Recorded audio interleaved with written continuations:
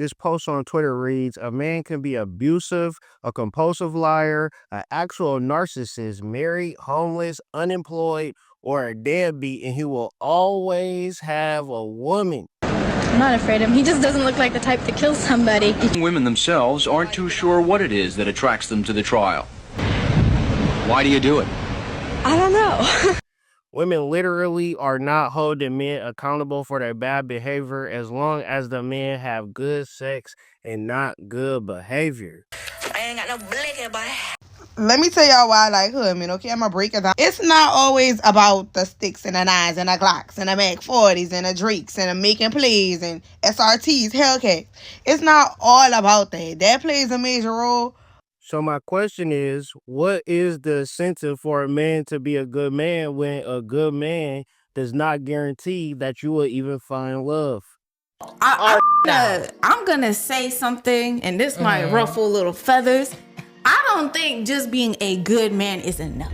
That means all around. That means himself, spiritually, mentally, physically. That's great, healthily, like but he's a good man. That doesn't mean that he's the man for you. Funny, but and he's that's not funny and to that's me. why a lot of modern women are getting 40 with 4 cats and no man, because she goes on to say men do not have an incentive to be good or a better man because it's always a woman accepting them at their worst moral behavior.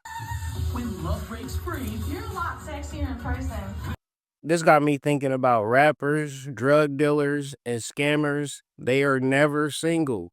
Meanwhile, if you got a 9 to 5, you gotta be worried if your girl cheating on you or not. But why would a woman be with a man who exhibits negative moral behavior and stick with him? This is what you call a trauma bond. This is what you call being codependent. It seems like it's a real relationship, but in fact, it's something much more darker. And for the men, it's not about having good character. You better look attractive. You better know how to handle that thing if she ever is to give you that thing, regardless of what your mama told you a woman is looking for. The more and more I look at this shit on the internet, I'm just really starting to believe that if you don't focus on yourself, regardless of what happened, you gonna be fucked up.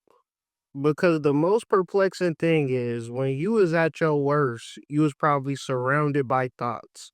When you got your shit together, it became hard to find a quality relationship.